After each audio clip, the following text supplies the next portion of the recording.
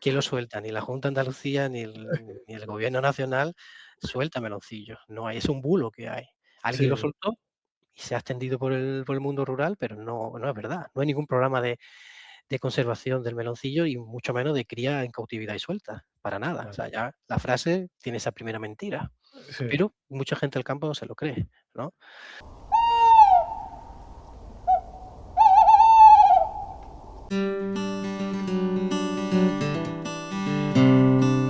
Muy buenas, naturalista. Estás escuchando Notas de Naturaleza, el podcast de naturaleza, ornitología y fauna salvaje de la península ibérica.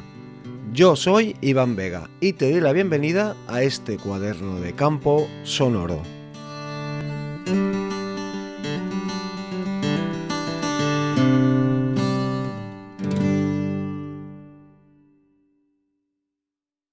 Pues muy buenas a todos, muy buenas, naturalista, ornitólogo u ornitóloga y amante de la fauna salvaje ibérica. Atención al dato. En general, ya casi se me había olvidado esta frase. Muy buenas, ¿cómo estamos? ¿Cómo estáis? ¿Cómo estás? Bienvenidos al podcast de Notas de Naturaleza.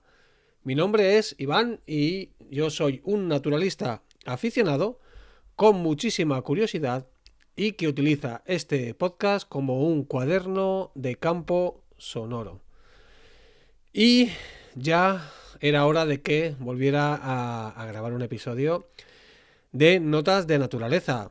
El primer episodio de 2026.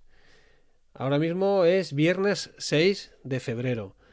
Llevaba sin publicar o sin grabar, más bien dicho, voy a mirarlo, desde el 30 de noviembre del año pasado. Diciembre entero y enero también entero. 2 meses más o menos y poquito. ¿Y cuánto tiempo? Ya se me habían olvidado muchas cosas, la verdad. Tenía ganas también de publicar, que quede dicho. Pero, pues, como siempre digo, diferentes épocas de tu vida, pues, tienen más tiempo, menos tiempo y se hace lo que se puede. Pero bueno, ya estamos otra vez por aquí. De momento, pues, seguiremos con el podcast. Eso sí que ya te digo que te quede claro que publique con más frecuencia o con menos frecuencia el podcast siempre, o de momento siempre va a continuar ahí. Como iba diciendo, en noviembre, el 30 de noviembre, publiqué el último episodio que fue la segunda parte de la charla que tuve con Ana Bernal sobre básicamente anillamiento científico de aves. Básicamente no, o sea, hubo ahí mucha chicha, hablamos de muchas cositas y Ana nos explicó un montón de anécdotas y la verdad es que estuvo muy divertido. Fueron 2 episodios. El primero fue el episodio número 87, publicado el 14 de noviembre, de unos 33 minutos. Y el siguiente, pues el 30 de noviembre, la segunda parte. Y estuvo muy bien. La verdad es que hubo alguna persona que me escribió diciendo que le había gustado mucho, que había descubierto muchas cosas sobre el anillamiento científico que desconocía. Y la verdad es que muy bien. El de hoy va a ser el episodio número 89. A ver si durante este año, durante 2026, llegamos a los 100. Yo creo que sí. Me faltarán, sin contar el de hoy, 11. Y eso, hay ganas de llegar. Yo, por lo menos, quiero llegar al 100. Una vez que lleguemos ahí, pues ya veremos. Seguirá todo su curso. Antes de empezar con el episodio, de contarte de qué va a ir el episodio de hoy, que seguramente ya habrás visto en la portada del episodio, en el título. Pues me gustaría recordar que durante estos 2 meses han pasado cositas y que en próximos episodios trataré sobre ellas. Una de ellas, por ejemplo, es sobre la elección del ave del año de Sea Life, que este año ha sido al final el ganador el jilguero, Carduelis, Cardueles, jilguero creo que es europeo, el nombre completo, y que al cual le dedicaré un episodio completo hablando sobre él, sobre la especie y pues sobre su biología, características, alguna curiosidad y también pues sobre la problemática o los posibles problemas que pueda tener de conservación la especie. Y también aprovecharé para hacer un episodio sobre las dos especies que no fueron, que fueron finalistas, pero que al final no fueron las ganadoras, que ahora mismo no me acuerdo cuáles eran, pero voy a mirarlas. Voy a mirar en la web. He encontrado la noticia. Candidatas: la alondra común, el cormorán moñudo y el jilguero europeo. Pues como he dicho, dedicaré un episodio solo al jilguero y otro solo a las no aves del año sobre la alondra común y el cormorán moñudo.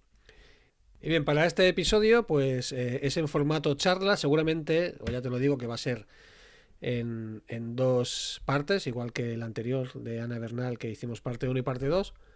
Pues esta charla va a ser en dos partes.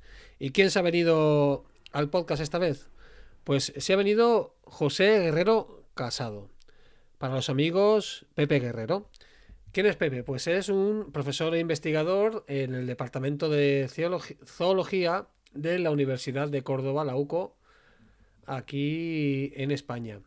Y Pepe, José, ha escrito un libro que me pareció muy interesante, titulado Las víboras no cuelgan de los árboles, la biología de la conservación en la era de la desinformación, de la editorial Almuzara, y que pues me pareció, como he dicho, súper interesante, ya que es un libro que aborda temas polémicos en cuanto a la gestión de la naturaleza y la fauna silvestre en nuestro país, en España, y a su vez ofrece datos científicos contrastados en un lenguaje bastante accesible para todos los públicos, para gente que no es biólogo, que no tiene estudios superiores, con el objetivo de fomentar debates pues, que estén bien informados y que ayuden a mejorar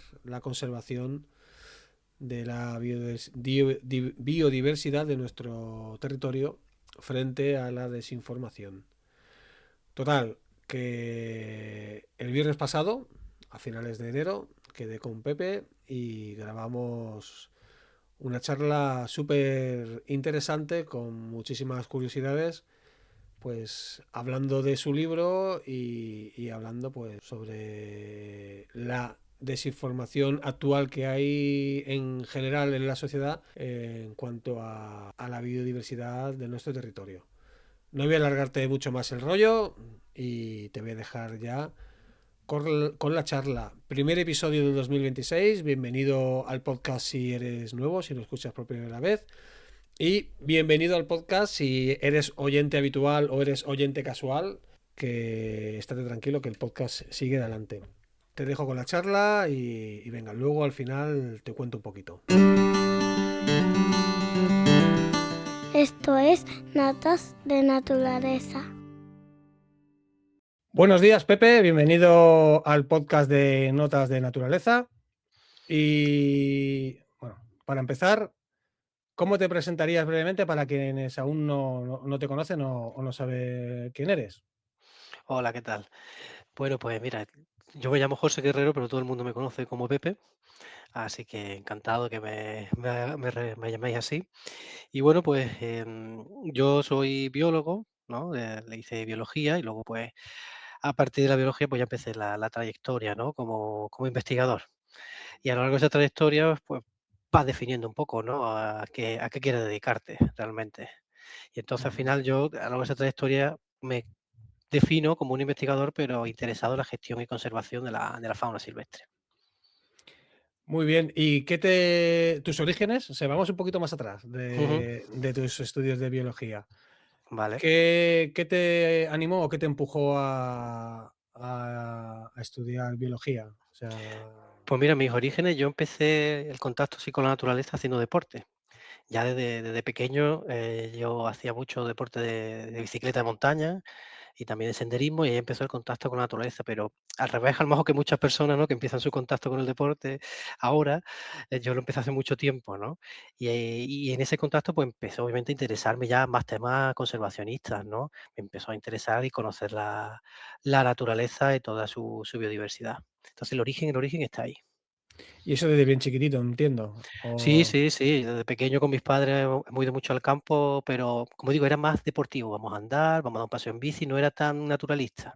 No íbamos a estudiar no sé qué plantas, ni a fotografiar no sé qué animales, no era eso, era más deporte, pero establecí ahí la conexión y el interés y luego ya, yo ya de forma, digamos, más autónoma, pues ya empecé a interesarme por todos los temas relacionados con la biodiversidad.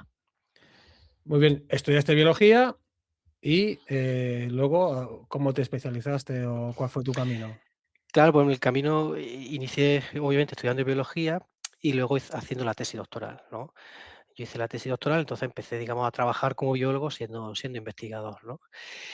Y durante el desarrollo de la tesis, que en mi caso era del conejo de monte y del conejo silvestre, cómo podemos gestionar esa especie para aumentar sus poblaciones, pues me empecé a interesar por temas de conservación y de gestión de la fauna.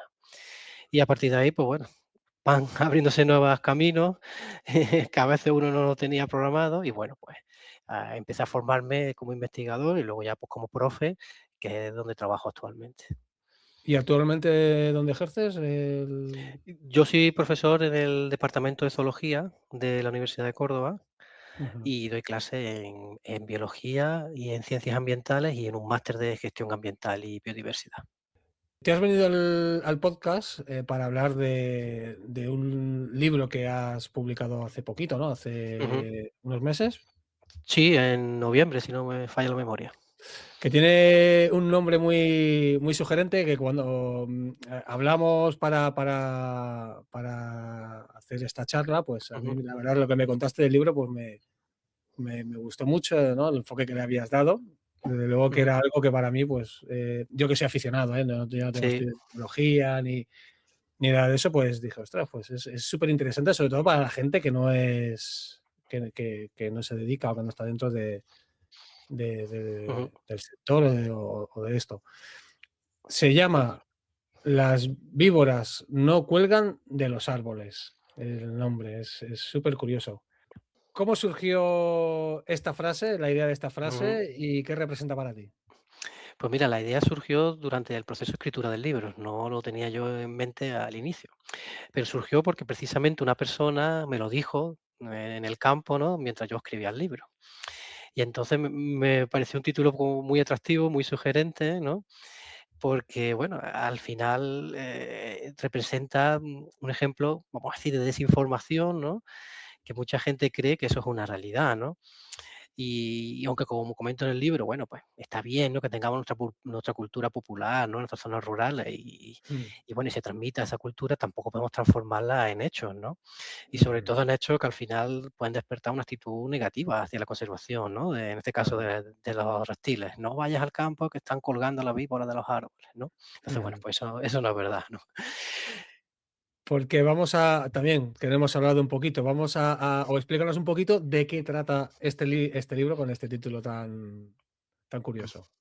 Pues mira, como dice digamos, el subtítulo del libro, que es Sí, la biología de la conservación, ¿no? En la era de la desinformación, lo que trata es una serie de temas que a lo mejor en los últimos años pues, han generado algunas polémicas, otros debates, otra desinformación en relación con la gestión de la biodiversidad en España. Entonces, a raíz de esos temas que iba yo viendo en redes sociales o en televisión, pues surgió la idea del libro. ujú, Y yo veía en esos medios desinformación de temas que más o menos conocía. Entonces también mm.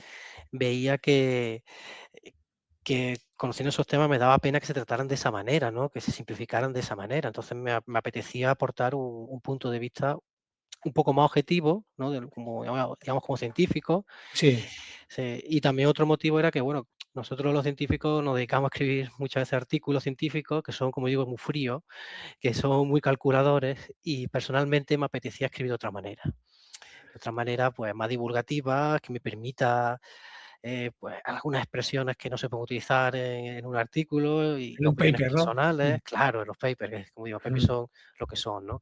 Y entonces, ujú. bueno, pues se juntaron un poco las dos situaciones y fue lo que me motivó a escribir el libro. Sí, podemos decir que este libro va dirigido a un lector menos técnico o menos científico, ¿no? Sí, el libro está enfocado con un lenguaje que puede entender cualquier persona. Mientras más familiarizado estés con el tema, pues puedes interiorizar más rápido a lo mejor los conceptos que hay. Y si no, pues a lo mejor tienes que dedicar un poco más de tiempo, ¿no? A comprender los conceptos que se desarrollan en el libro, pero que es orientado a cualquier persona. Muy bien, ¿nos puedes explicar algún ejemplo concreto del libro o algún capítulo concreto del libro que te resulte, pues, más interesante o que te guste o que te haya gustado más escribir, por ejemplo? Y cómo a la vez, cómo la ciencia aporta claridad a esto. Vale, pues mira, hay 2 capítulos, a lo mejor, que me han gustado escribir por 2 motivos, a lo mejor, diferentes. El primer capítulo que del libro, se llama, o trata sobre los conejos híbridos que Ujú. supuestamente, ¿no?, se soltaron en nuestros campos hace 1 o 2 años, ¿no?, cuando saltó un poco las noticias, ¿no?, noticias falsas sobre que había conejos silvestres hibridados con domésticos, que era el motivo por el cual eran tan voraces y por eso se comían a los cultivos. Sí, Claro, entonces, por el cariño que le tengo al conejo por haber sido objeto de mi tesis doctoral, claro. Ujú, pues escribí ese capítulo con gusto, ¿no? Para que la gente pues no pensara que era culpable de los daños que se da a la agricultura. Que es cierto que en muchas zonas, ¿no? Pues el conejo causa daños severos, pero hay otros motivos que lo explican, ¿no? Entonces son los motivos que son los que los científicos hemos descubierto, son los que plasmo en el libro. Entonces, ¿por eso se producen daños? Claro que sí, pero hay motivos, como yo digo, más verosímiles, ¿no? Que se hayan soltado conejos híbridos en nuestros campos. Entonces, ese capítulo personalmente me gustó porque de alguna manera no me gusta que una especie tan importante como es el conejo, pues al final acabe siendo odiada en parte porque por esa desinformación, ¿no? Entonces es un ujú. capítulo que me gustó escribir. El otro capítulo que yo creo que me ha gustado por a lo mejor la desinformación que hay, que es súper buen ejemplo, es el sobre el meloncillo, ¿vale? Para a lo mejor quien no lo conozca, ¿no? Pues el meloncillo es una especie de pequeño o mediano carnívoro que tenemos en España, en la península ibérica, que en los últimos años, pues, ha aumentado sus poblaciones, y ha aumentado su área de distribución, ¿no? Ujú. Entonces, bueno, ahora está presente en zonas donde llevaba décadas, ¿no?, extinto. Entonces, se ha creado un clima de aversión hacia esa especie, se le acusa, ¿no?, de provocar muchos daños y realmente no hay estudios que certifiquen tales daños tanto a la ganadería como a la fauna silvestre. Sin embargo, muchos lo tachan de diabólico, ¿no? Sí, Sí, de ser la agente causante de desaparición del conejo y de la perdiz en muchas zonas, cuando no hay estudios científicos que digan eso, claro. ¿vale? El Sí, meloncillo es de tamaño de podría ser una jineta, ¿no? sí, Ujú. no sé si son 3 kilos, 4 kilos, a lo mejor lo que puede llegar a pesar, incluso a veces se le ha acusado de matar algún ternero, un animal Claro, de sí, 4 sí. claro, Ujú, ajá. Entonces, hombre, es que eso no es real y no se debe de tomar, ¿no?, al pie de la letra los comentarios que mucha gente dice en redes sociales, ¿no? ujú. De hecho, hoy, sí, casualmente, he visto una publicación en una página en Facebook sobre, bueno, lo que los científicos dicen del meloncillo. Entre Sí, ellos, pues que no hay muchos estudios que evalúen, ¿no?, cómo es su papel o el daño que provoca sobre las poblaciones de conejos y perdiz. Hay estudios, pero no hay estudios concluyentes del todo para certificarlo. Y hay un señor que te voy a leer la respuesta que él dice para que veamos hasta qué punto existe esa desinformación. sí, Esto es de hoy, es que lo he visto hoy, y mira qué bien me viene para el sí, podcast. Dice: "En la sierra de un sitio, para no para no dar muchas pistas, de sí, Andalucía, sí. desde que empezaron a soltarlo, no ha quedado ni un conejo, ni una perdiz. Y si te para una cabra o una oveja en el campo, le quitan las crías". Es un comentario de un señor. Claro, si empezamos a analizar la frase, dice: "Desde que empezaron a soltarlo, ni la Que lo Junta, suelta, que lo suelta, ¿no? ¿quién lo suelta? Ni la Junta de Andalucía, ni el Gobierno nacional suelta meloncillos. No hay, es un bulo que hay. Alguien lo Sí, soltó y se ha extendido por el mundo rural, pero no es verdad. No hay ningún programa de conservación del meloncillo y mucho menos de cría en cautividad y suelta, para nada. O claro. sea, ya la frase tiene esa primera mentira, Sí, pero mucha gente del campo se lo cree, ¿no? Y luego dice eso, que no ha quedado ni un conejo ni una perdiz, cuando realmente las causas del declive del conejo y la perdiz son otras, esas sí que sí están demostradas, ¿no? Que sí están demostradas. Entonces, eso tampoco es verdad. Y ya la última parte de la frase, que dice: "Si te para una cabra o oveja en el campo, le quita las crías". Hoy en día, con la cantidad de teléfonos móviles que hay, ¿no?, que todo el mundo los tenemos en el campo y tal, no hemos visto ni una sola fotografía, ni un vídeo de eso, o al menos yo. Alguien a lo mejor lo tiene, pero yo no lo he visto. Sí, Ni sí, tampoco hay estudios analizando heces o contenido estomacal del meloncillo que hayan encontrado restos de animales domésticos, no lo hay. claro, Entonces, claro. claro, esa frase, ¿no?, que el hombre la dice y sentenciando es totalmente falsa, ¿no? Claro, pero ya la ha dejado ahí y ya, Claro, la sí, puede sí. leer otra persona. Otra persona, sí, sí, sí. Sí, esto me Entonces, claro. recuerda el mantra que siempre ha habido desde que yo empecé un poquito en esto de la naturaleza, que siempre se escucha que si el buitre cazaba, ¿no? Ujú. Y cazaba Claro. vacas o cazaba Sí, terneros. claro, eso es otro tema. Yo lo que comento también en el libro, sobre todo en el capítulo del lobo, Sí, comento también eso, porque que es cierto que se haya dado algún evento alguna vez, que algún buitre se haya atacado a una vaca, puede ser y ha ocurrido, ¿vale? Pero siempre además son animales, pues, que tienen ya algún tipo de problema. Por ejemplo, moribundos, ¿no? Pues, sí, o un parto, por ejemplo, que se complica, o un animal que se ha quedado en el barro, en fin, ese tipo de circunstancias se han dado, ¿vale? ujú, Eh, pero claro, lo que llama atención es la desproporción que hay o la no relación directa entre ese número de ataques y ese número de noticias y esa alerta a veces social que se crea, sí, ¿vale? Claro, entonces, ¿qué ocurren esos eventos? Puntualmente ocurren, pero un animal que evolutivamente no está diseñado para cazar y dar muerte, no va a dar muerte a una oveja o una vaca, a no ser que haya un problema detrás, ¿no? claro. Y si hay esos ataques, pues hay una cierta desproporción con la cantidad de noticias relacionando con esos ataques, ¿no? Sí, que se magnifica. Se magnifica mucho. Sí, sí, sí, sí. Ujú. Y en tu opinión, ¿cuál es la principal fuente de desinformación en estos temas en este país? Pues mira, yo creo que hay como dos motivos, ¿no? O dos orígenes de esa desinformación. Una, yo creo que no malintencionada, ¿no? A veces hay personas que sin mala intención, pues generan desinformación, ¿no? Por desconocimiento, por a lo mejor una creencia o una cultura popular, generan desinformación, pero sin la mala intención de generar un clima aversivo ni un clima de confrontación. A veces ocurre, ¿no? Ujú, De hecho, a veces les pasa a los medios de comunicación que replican noticias de otros medios u otras agencias que no son verdaderas. Que pasó, por ejemplo, con los conejos heridos que comentaba anteriormente. Había medios de comunicación, pues, que iban publicando la noticia del conejo herido sin contrastar y no tenían a lo mejor ninguna mala intención. ujú, Entonces, desde el desconocimiento, pues a veces ocurre eso, ¿no? Entonces, un motivo es ese. Y el otro motivo sí es, digamos, el malintencionado, ¿no? Es decir, a sabiendas de que la información no es veraz o no del todo cierta, hay gente, pues, que genera esa desinformación, ¿no? ¿Por qué se genera esa desinformación de forma consciente? Bueno, pues por algún tipo de interés generalmente, ¿no? Algún tipo de interés y que algún partido que sacan a favor, no sé cómo, generando esa desinformación, ¿no?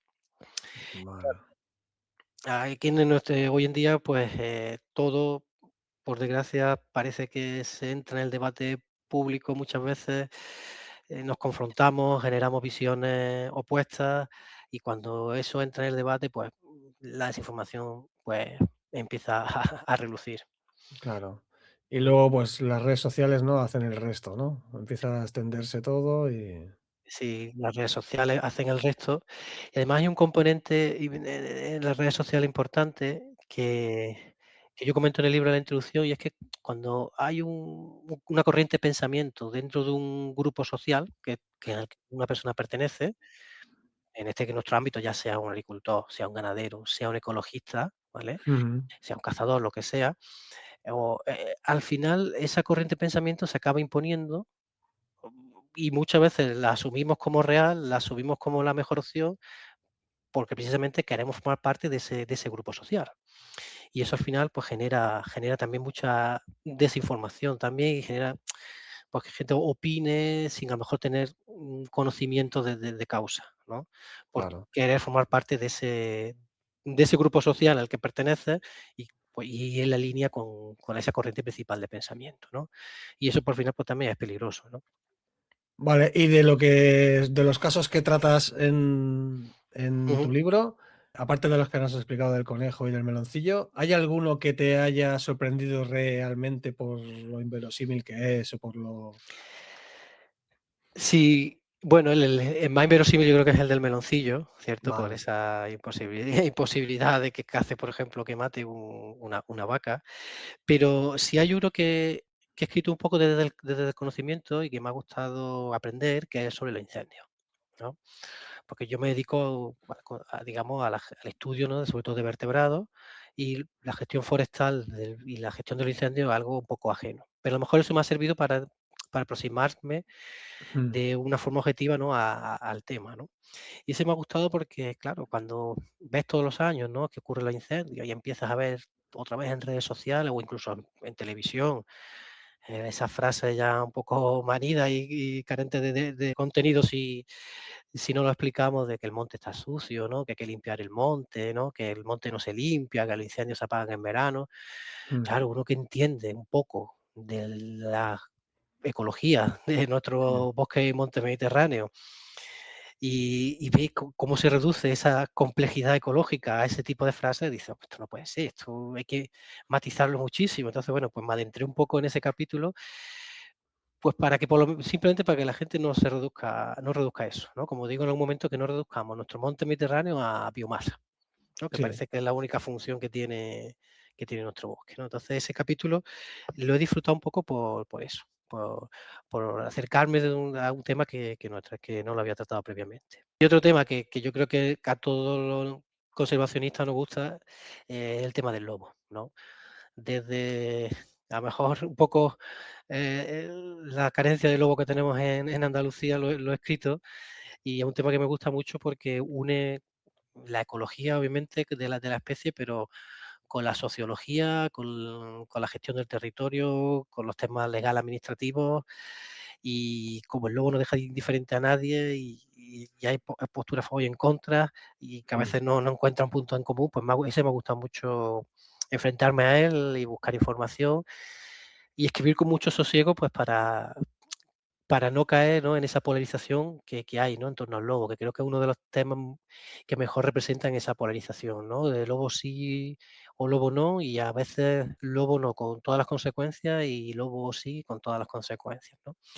Y mm, entonces ese sí lo he disfrutado porque he intentado que por lo menos que la gente que esté a favor de la conservación del lobo, pues tenga los argumentos que le doy en el libro. Y los que están en contra, que vean la importancia de conservar esa especie, pero a la vez entendiendo en cierto modo por qué están en contra, ¿no? de esa conservación. Y ese tema mm. sí me ha gustado muchísimo, enfrentarme a él y escribirlo. Ese sí lo he disfrutado. Actualmente en Andalucía no hay población de lobo, ¿no? No, ya creo que la última evidencia fue hace 20 años. En el 2005, 2006 fue la última vez que se registró presencia de lobo, aquí en Ujú. Andalucía. No sé si sabes que en mi tierra se ha confirmado hace poquitos meses de la primera camada Sí, en... efectivamente, sí, en Cataluña. Sí, sí, sí. Sí, Es aunque, toda una noticia después de tantas décadas. sí, aunque no son ibéricos. Sí, bueno, pero es que, fíjate, es un buen ejemplo porque, Mm, ponemos a veces fronteras que en el caso de la península ibérica con Francia, es una frontera natural, que es el sí, Pirineo, pero no es una frontera, natural, a lo mejor para una especie como el lobo, ¿no? ujú, Y entonces ujú, muchas veces eso, nos lleva a situaciones como que es que no son ibéricos. Bueno, pero es que, la evolución es cambio continuo y las claro. poblaciones van aumentando, van disminuyendo, se expanden y entonces, bueno, pues está es un proceso natural. Ujú. Ujú. ¿Cómo crees que pueden los datos científicos ayudar a tomar mejores decisiones en la gestión Sí. de fauna frente a estos mitos? Claro, ahí la clave está en la fiabilidad que le demos a los datos, ¿no? Y en la credibilidad que le demos a los datos. La En general, cualquier persona, cualquier ciudadano tiene que pensar que el método científico es confiable, ¿no? Que no es Mm, perfecto, obviamente, que ningún trabajo sentencia con sus datos una afirmación de forma rotunda, pero que es el método que se ha desarrollado desde siglos, ¿no? Para que nosotros avancemos como civilización, ¿no? Y como sociedad. Que cualquiera de los elementos que estemos usando en cualquier momento de nuestra vida ha sido diseñado probablemente utilizando el método científico, ¿no? Y tenemos que creer, ¿no? En ese método científico. Además hay algo detrás también, y es que no solo creer en el método científico en sí, sino también creer en la ciencia, ¿no? Y creer en las instituciones y las personas que están detrás de la ciencia, ¿no? Es Ujú. como, mm, como cuando ocurrió la pandemia, ¿no?, del coronavirus, salió la vacuna. Sí, Ahí teníamos que hacer fe, un poco fe, ¿verdad?, en nuestras instituciones y en nuestros científicos y en nuestros organismos públicos, no, porque el ciudadano de a pie no tiene conocimientos suficientes de inmunología para sí, sí. decidir si esa vacuna es problemática, no es problemática, tiene algún efecto adverso. Al final, si tienes que un poco hacer creer, ¿no? Y esa vacuna se desarrolló con el método científico. Pues entonces yo creo que son las 2 cosas, creer en el método y creer un poco, ¿no?, en la independencia y en la objetividad de las personas y las instituciones que se dedican a la ciencia, ¿no? Entonces yo creo que esa es fundamental la forma en la que podemos ayudar a combatir esa desinformación. Pero aún así, explicándonos esto de las vacunas, todavía hay Mm, una corriente ahí de antivacunas que siguen diciendo y peleando porque claro. Claro, porque, al final se convierte como en una especie de dogma, ¿no? sí. Y entonces no los puedes convencer. Entonces eso también, claro, es peligroso, porque lo puedes convencer con datos, con el método científico, pero también, como digo, un poco creyendo, ¿no?, en nuestros organismos públicos de investigación, en los investigadores y demás. Sí, sí. Ujú. ¿Crees que hay alguna situación en donde la ciencia y la opinión pública, está bastante o especialmente distanciada en Mm. estos temas? Sí, yo creo que de los temas que he tratado en el libro concretamente, yo creo que es el tema de la gestión de las colonias felinas. ¿Vale? Mm, Yo creo que ese es un tema donde quizá la sociedad y la opinión científica de los que nos dedicamos a la conservación de la biodiversidad está más distante. Sí. ¿Por qué? Bueno, pues porque en los últimos años es cierto que nuestra sociedad ha avanzado mucho, ¿no?, en luchar por los derechos de los animales, ¿no? Y en mejorar el bienestar de los animales, y eso está muy bien. Y eso es muy positivo en general, ¿vale? Pero claro, cuando llegamos a situaciones que en donde ese digamos, ese aumento de la sensibilidad por el bienestar de animales conlleva que haya más gatos en las colonias, e incluso en sitios donde conviven con fauna silvestre y causan daño, pues claro, ahí entramos en un conflicto. mm, En un conflicto, digamos, desde el punto de vista conservacionista y desde el punto de vista social, donde tenemos quizás más apoyo hacia mantener esos gatos domésticos en esos sitios que hacia establecer medidas que afecten a los gatos con la idea de mejorar la, la biodiversidad de la zona, ¿no? Entonces yo creo que ese mm. es el tema donde quizás sociedad y científicos estamos más distantes. Los científicos nos dedicamos a la conservación, lo tenemos claro. Mm, los Sobran gatos gatos. domésticos sobran gatos. Los gatos domésticos son un problema para la conservación. Sí. Sí es cierto que un tema que a lo mejor se está hablando más en los últimos años, que siempre hay corrientes, ¿no?, que hacen que en un momento determinado se hable más de un tema, pero no podemos por eso negar el impacto que tiene, ¿no? Ujú. Mm. Sí, esto me lo encuentro yo sobre todo en redes sociales Sí, o sí. en grupos de Facebook, lo que dices y demás, que siempre cuando se comenta algo sobre ha salido alguna noticia sobre el impacto de esto, de gatos en X territorio, X lugar, Mm, X sitio. No sé si en Baleares, ¿no?, tuvieron un problema, ¿no?, sí. con la pardela, ¿no? Y No conozco el caso exacto, pero es probable. ujú.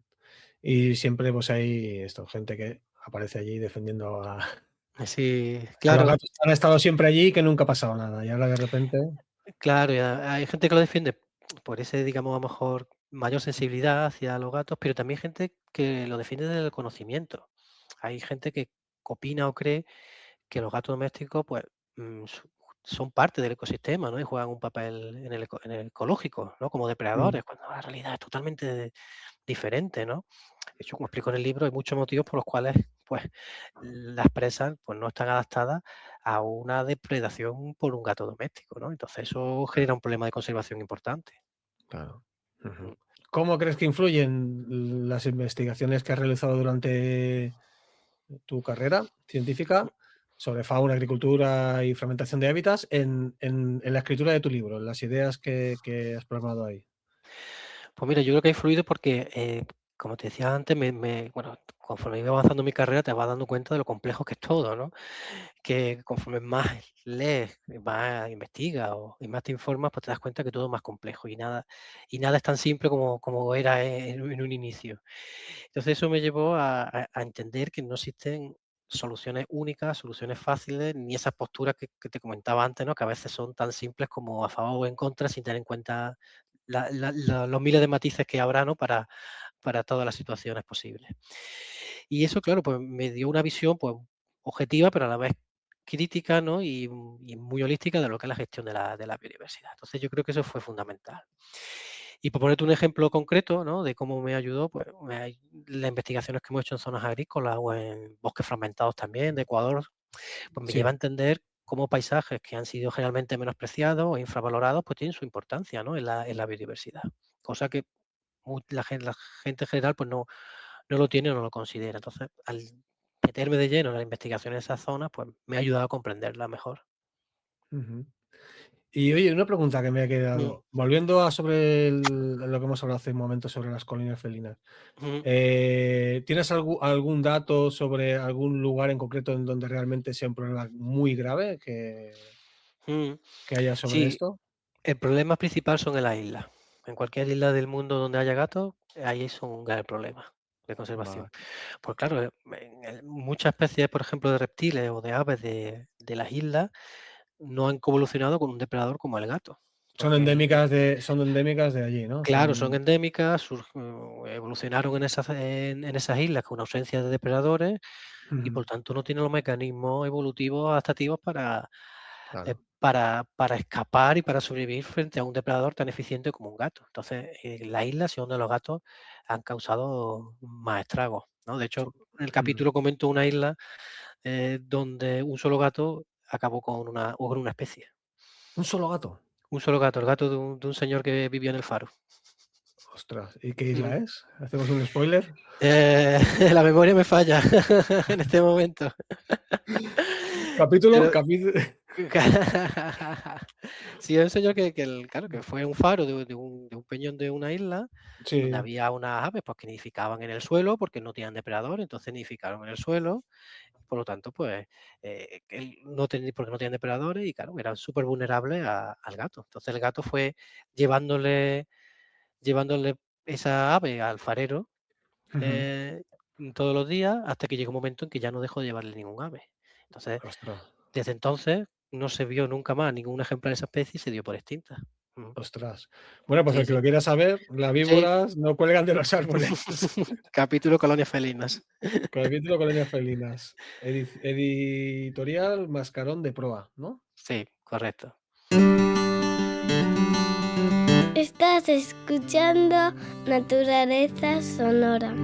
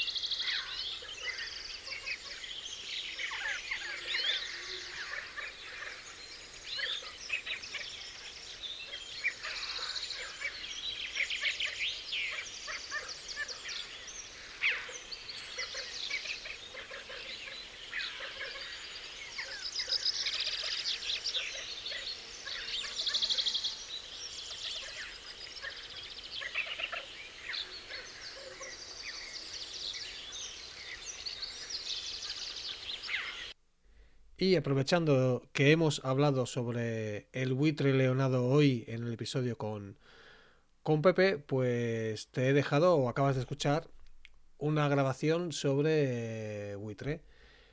¿Quién ha grabado esto? Pues el autor de esta grabación es el gran Javi de Sono Natura, que se vino al podcast pues hace ya unos mesecitos a hablar sobre la grabación de sonidos de naturaleza y en especial grabación de aves, de vocalizaciones de aves. Y te cuento un poquito. Javi nos cuenta que esto está grabado en páramos del Durantón, en Segovia, Castilla y León, el 18 de mayo del 2023 a las 9:30 de la mañana a unos 950 metros de altitud. Y él describe su grabación como que son unos cantos de una colonia reproductora en la que había nidos con pollos y adultos posados. Así que muchísimas gracias, Javi, por el trabajo tan importante y tan bonito que haces, y sobre todo desinteresado. Y hay que poner en valor estas personas que son unos apasionados de la naturaleza y que pues realizan este tipo de trabajos sin recibir nada a cambio, y que contribuye tanto pues al conocimiento de nuestra bifauna. Una vez más, Javi, muchas gracias, y nada, dejamos el episodio aquí. Espero que te haya parecido interesante todo lo que nos ha explicado Pepe.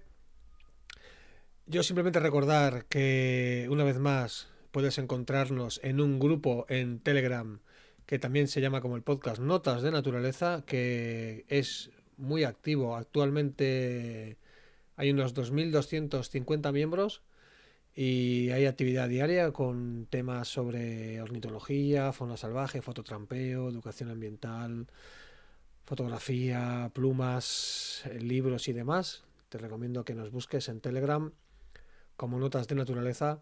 Además, te puedes también suscribir a la newsletter de Notas de Naturaleza, que ahora mismo pues lleva una temporadita también parada, igual que el podcast, pero que puedes leer muchísimos ediciones pasadas. Está en Substack.